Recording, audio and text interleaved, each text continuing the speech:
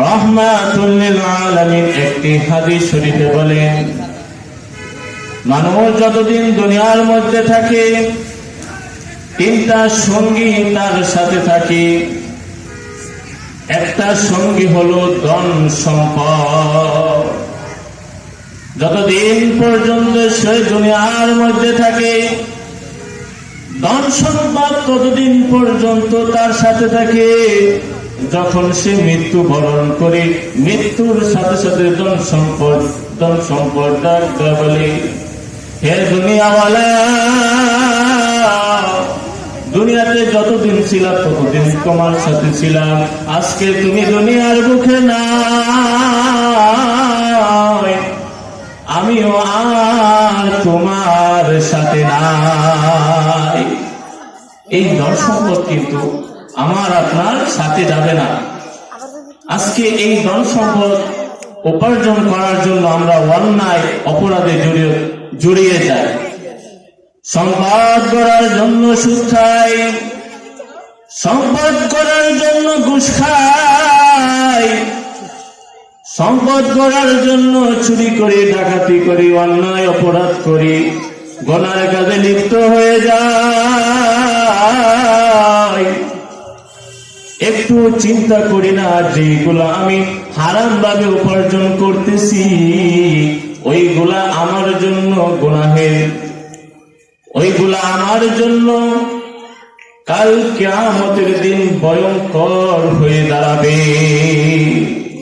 এই ধন সম্পদ যতদিন পর্যন্ত আপনি দুনিয়াতে আছেন ততদিন পর্যন্ত আপনার সাথে থাকবে।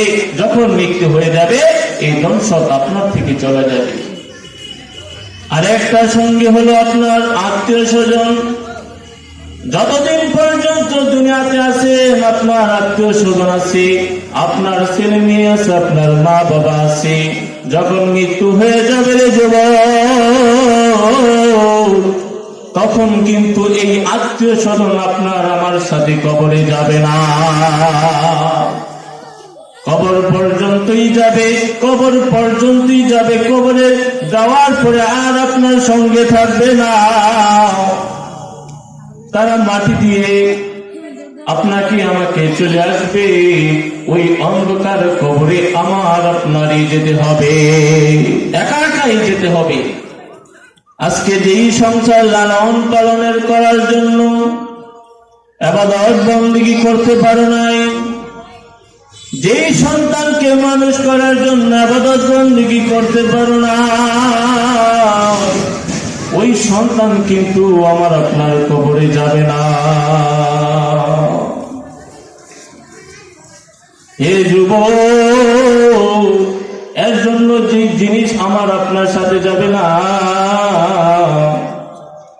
ওই জিনিসের পিছনে আমাদের সময় কম নষ্ট করতে হবে। আর যে জিনিস আমাদের সাথে যাবে নেক আমল, ওই জিনিস আমাদেরকে বেশি বেশি করে উপার্জন করতে হবে। নেক আমল ছাড়া অন্ধকার কবরে আমার আপনার সঙ্গী হবে না। নেক আমল ছাড়া কোনো কিছুই আমার আপনার কবরে সঙ্গী হবে না। সংসার সংসার কইরা ববে গো, করলে না বন্দগি,